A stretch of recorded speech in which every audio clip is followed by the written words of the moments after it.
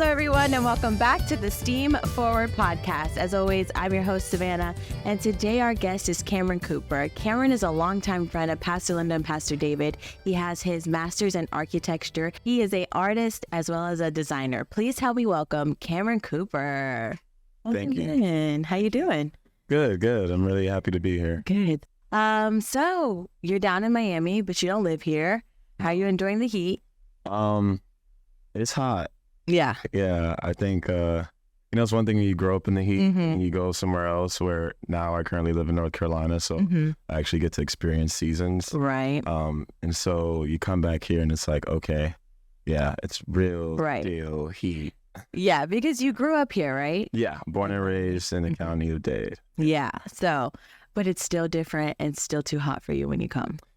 Yeah, it's just like, I'm like driving through the city and I see a whole bunch of buildings that are being built that I didn't grow up with. Absolutely, yeah. Wait, I remember on that corner there was like nothing there. It's a vacant lot, and now you see like an apartment complex or another shopping center. So it's really interesting coming back to a city that you knew, but you realize that you don't know anymore. Right. So, it is very different for sure. So Pastor Linda, how she describes you is you are the definition of STEAM, right? Science, technology, engineering, arts, and math. And she says that you have gotten your degree in architecture, but you also do like graphic design as well. You know a lot about AI. So how did you even get into architecture? Yeah, that's a really I want to say, first of all, I've never met anybody that actually like does architecture ever in my life. Yeah. Okay, so hopefully I'm a good ambassador. Yeah. For sure. But well, first off, I mean, Pastor Linda is just really being kind. I think when I look back on my journey, especially like the process of getting into architecture and going to architecture school, I was always a creative kid. So really loved arts, mathematics, sciences. But it was something about buildings that I thought were very interesting. And now that I even think about it, like as an adult, I see architecture as an art form that everyone gets to experience. So meaning like you go to the mall, you go to the shopping center, you go to an office building or a bank. You know, some kids don't ever get to go to places like museums or stuff like that, where you can see like visual arts or fine arts. So I actually went to Miami Norland Senior High, and I originally went to Miami Norland Junior High, which was like the middle school. Yeah. So I was in the art program there. And when I was reviewing my options for high school, it's like, okay, I want to play sports. I don't want to continue to go down this art route. So what's the sport you played? I played football and I ran track, which I don't really know if it was like the best decision. Norland wasn't a really good school. At all. Still art. Yeah. And so I get there and I'm getting my electives, and the first thing I'm like, okay, I want an art class. And I get in the art class and the teachers, she's like teaching us like preliminary sketches and stuff. But I grew up doing this. And also I was in the art magnet program for Miami Norland. So I already had those techniques down packed. So she would come over to me. She's like, hey, you're trained. I guess so. I can do a little something. Yeah. And so she actually set up like a little studio for me. And I allowed that allowed me to really work on my ideas and kind of cultivate like what I thought about design. Right. But really it wasn't until sophomore year. So I had these two phenomenal teachers that really changed the trajectory of my life. Miss Lorea and Miss O'Connor. Right. I actually believe Miss O'Connor may still be at Miami Norland. I'm not really sure. It's possible. Yeah. But what they did is that they actually signed me up for Intro to Architecture program at the University of Miami. Oh, that's awesome. And I got to go there as a kid, from Miami Gardens that never really stepped foot in Coral Gables, which is a different world. Absolutely, yeah. And got to experience architecture. When I was thinking about like choosing a degree, I was like, I think this merges like my interest in arts and mathematics and sciences and a little bit of engineering and design all into one. So if a person was pursuing an architecture degree, how many years of schooling is that? So you have different tracks. I did a 5-year master's, so I don't have a bachelor's, but Got it. Technically they can do a 4-year bachelor's degree. But right now there's really being a push to get a master's just because it helps you specialize. So you can go into things like sustainability. You can also go into tracks like computational design. And really, what it does is that it allows you, after you graduate, going into the workforce, you get to become a little bit more selective on the type of projects that you work on, because not everyone is building with the same complexity or at the same scale.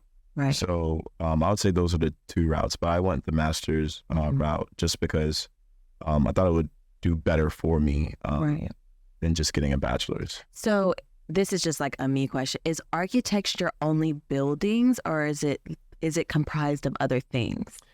Yeah, so that's, there's some people that are like hard hat architecture, like diehards. And I think those people would have maybe a different view than I do. So the second definition of architecture is actually the carefully, it's the complex or carefully configuration of something. Right. But the primary definition of architecture that most people know is the construction of buildings.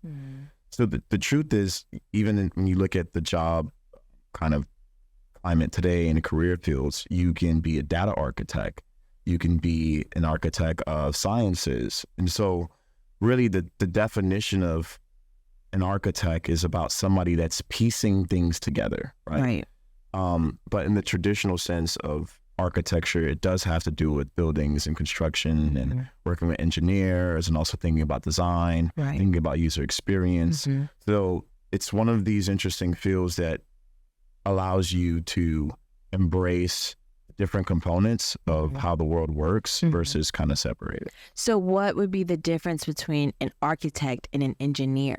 Or would they be kind of the same, one and the same? Okay, so here are a couple myth busters. So people like, they think are truth, but it's not.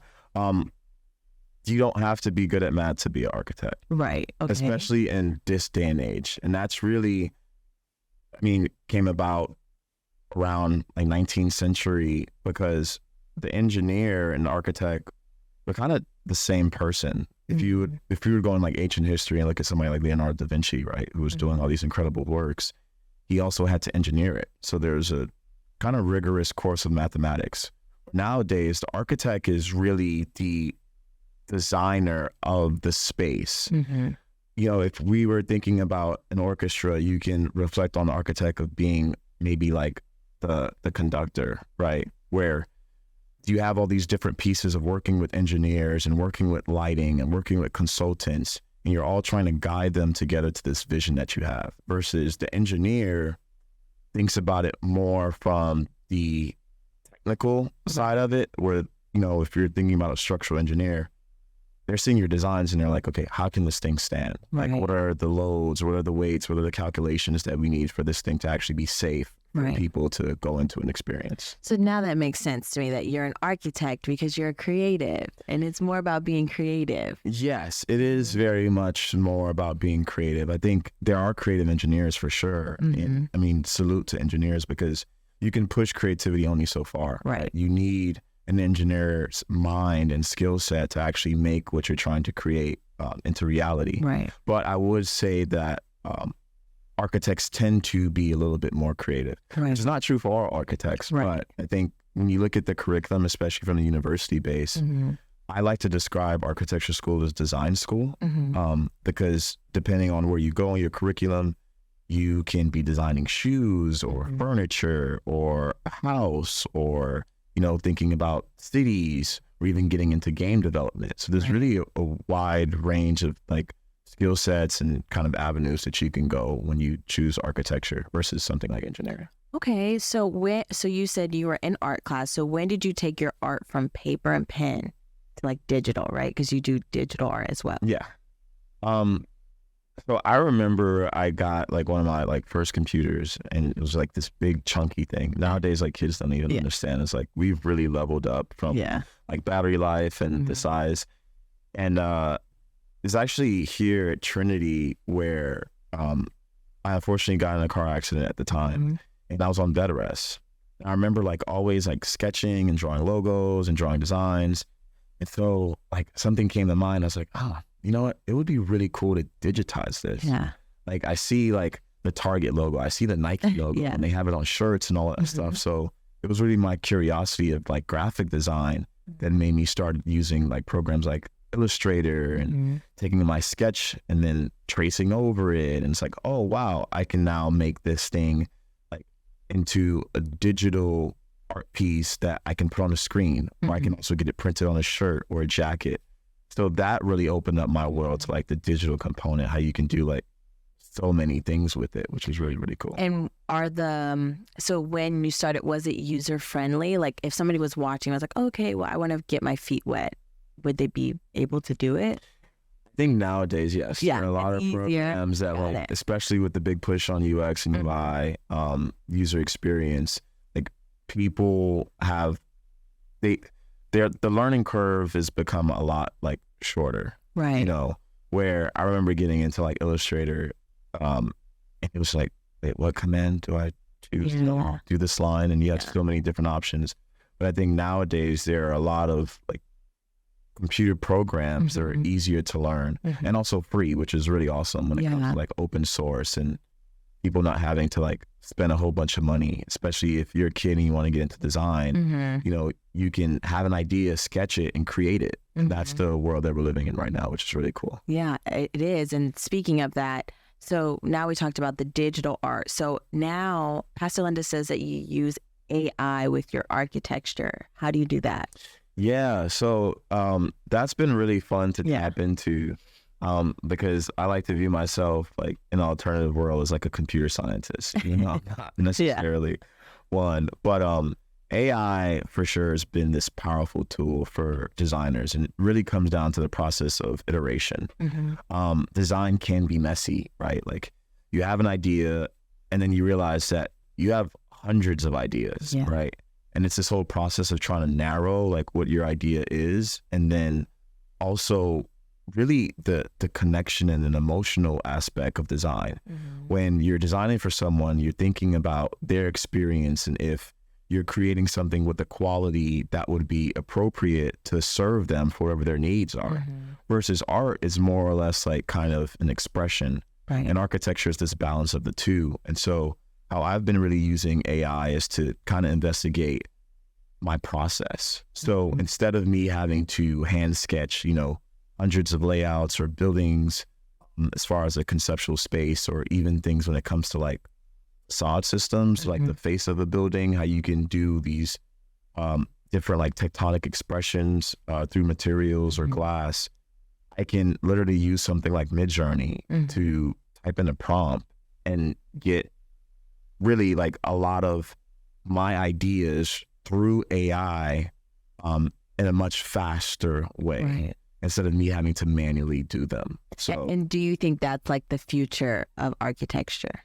Oh, for sure. Yeah, for sure. I think it's the future of architecture from the standpoint of iteration, again, like being able to shorten that process. I also think it's the future when it comes to outside world understanding architecture. Yeah. I think there's a big disconnect on like what an architect actually does and like what is the process to become an architect. And I think, you know, people have always gone on like Pinterest where they watch like HGTV and they're like, oh, I really love this home, or I really love, you know, this building, or I love this space, but they kind of feel incompetent when it comes to their skill sets to create something. I think with AI, it's going to bring a lot of like democracy to design. So allowing more people to get their visions out there that doesn't necessarily have the education or the skills. Right. And I also think it'll change the way that the architecture industry like handles talent and people. Because I think it's like in the architecture industry, people can sometimes feel like they're disposable, right? From the standpoint of like, there's so much hours that it takes to build a building, right? Like I think you compare the tech industry, and you look at fields where people are trying to automate things, and a lot of things in architecture still aren't automated that can be, especially when you're processing all this like information and data. So I think when it comes to the iteration process, also dealing with data and the skill set from people, I think for sure architecture is going to be changed by AI. Right. And so Pastor Linda's really big on like advising the people on like there's so much more than what you think about in engineering. You know, she's really big on that. And so for people watching, because for me, I don't know much about architecture or even an architect, as I told you. So how would you not pitch what you do, but how would you express somebody's interest further into pursuing that? Yeah. So like if you're talking to a student, I'm sorry to cut you off. Yeah, no, for sure. If I'm talking to a student, first off, I'm trying to find out what are the things that they're actually interested in. Because I think if you are a person that's interested in building buildings, I want to understand, well, first off, when it comes to building buildings, there are different programs. So programs really just refer to the function of a space. Right. So technically you have buildings that, for instance, renovation projects. So you can take like an old house and you can maybe turn it into an office space, or you can take an old church and turn it into a theater. So trying to find out, like, from the program standpoint, what are they fascinated in?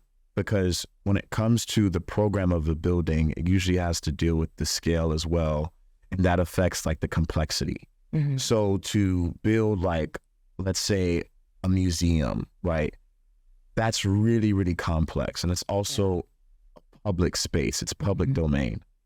So that process and the length of time that it takes to construct that building is very different from doing like a residential project. Right. Which sometimes, unfortunately, like, we look at America and you can think about suburbia where residential isn't necessarily always creative, right? Unless you're doing like suburbs. Not at all. Yeah, unless you're doing like not at all. the $1 million home that you see on Instagram, and it's like, you know, the average person can't really afford that.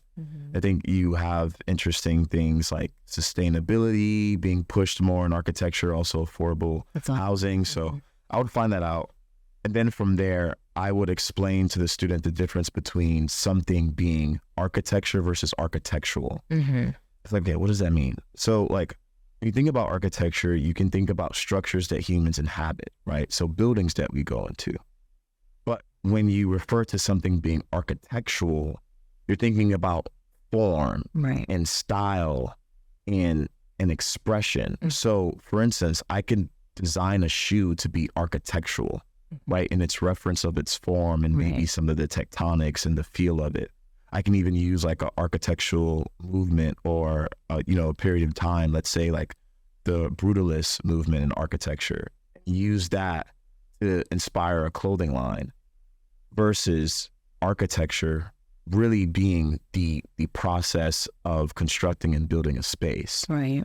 Because if a student is interested in like things being more architectural, well, they may not necessarily work for a firm, right? They may work for Apple, or they may work for set designs, or they may do fashion. You know, Virgil Abloh is a huge kind of inspiration of mine, and a big figure. That he was a gentleman that got his master's degree in architecture, but became the first Black male to be the head of a major fashion house, that being Louis Vuitton. So a lot of different options and opportunities for students, and I would just try to break them down. Because I think when you say, oh, you can be in fashion or you can design homes, I think that kind of opens people's curiosity more, because sometimes when you say architect, it's like, I have to work like on these blueprints of like a building. So I feel like that you made it more simple and easier to understand that it's broader than what we feel like it is.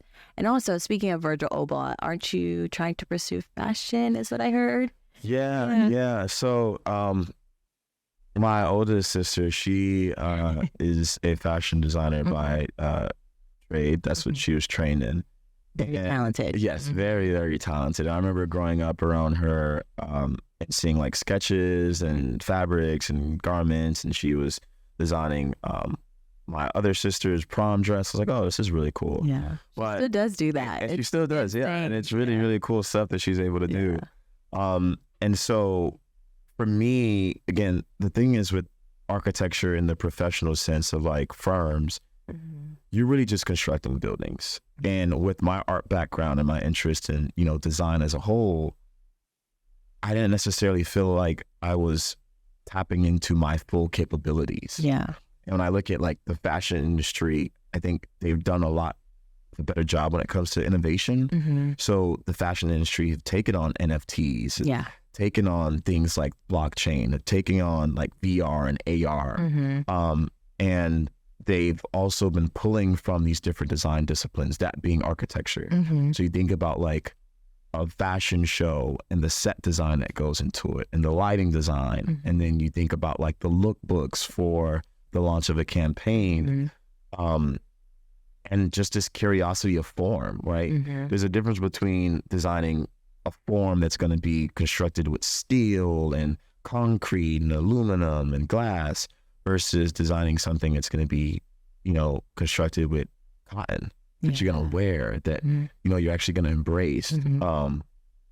I look at fashion and clothing really as a tool of identity. Yeah. Right. Absolutely. And so I'm fascinated right now with like this exploration of perception.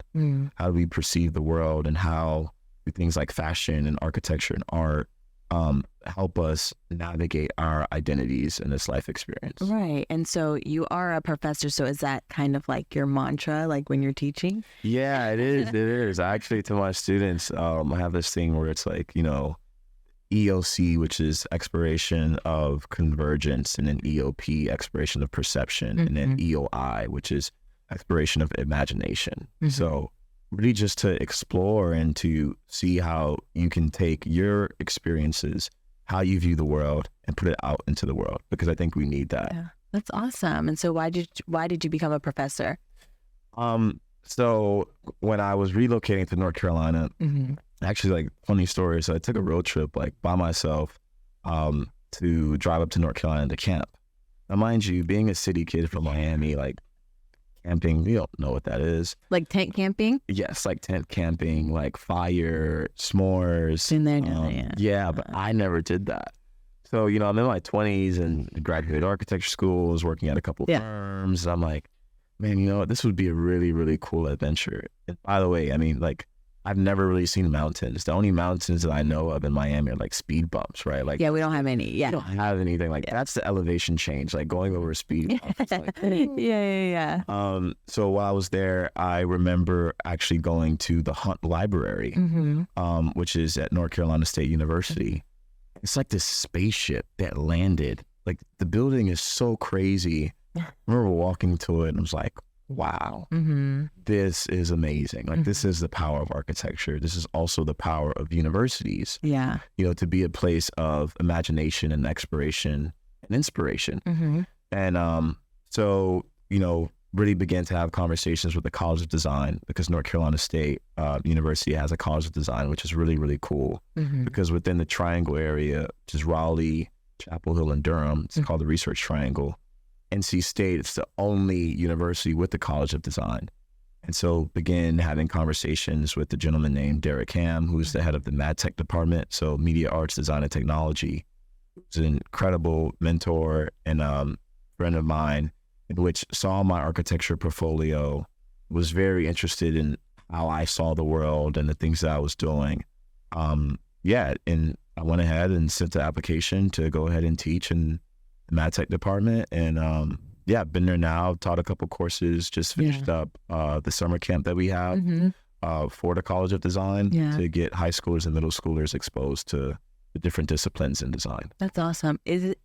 My question, as in a aspiring teacher, is it intimidating because you're kind of young, like teaching college? Yeah. Some of them are older than me, actually. It's kind of funny. Yeah, I can only imagine how intimidating that is.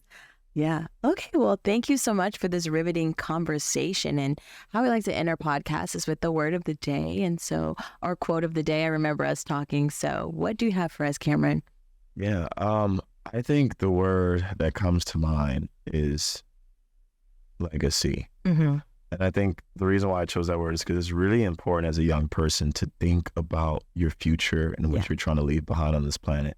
Of course, like when you're young, you don't think about, I'm not going to be here one day. But I think, look at your iPhone, look at your MacBook, like look at the car that you drive. Someone created that, and that's their legacy. I think we all have the capabilities to put meaningful things into the world that will last way longer than we do. Yeah, that's awesome. I agree. So build a legacy. Yeah. Is what you're telling them. Build that legacy. Well, thank you so much for joining us all the way from North Carolina. We truly appreciate it. I know Pastor Linda does. She's like, we need Cameron. No, thank you for having me. This is great, for sure. You guys are doing an incredible job. So thank you. Yeah. Well, thank you guys so much for tuning in to the Steam Forward podcast. As always, there's two sponsors that we like to thank, and that's Trinity Church and the Children's Trust. And don't forget, there are 3 ways in which you can watch or listen to this podcast. If you like to watch, just follow us on YouTube. If you like to listen, just follow us on Apple or Spotify. And remember, this is the Steam Forward Podcast. See you next week. Steam Forward Podcast.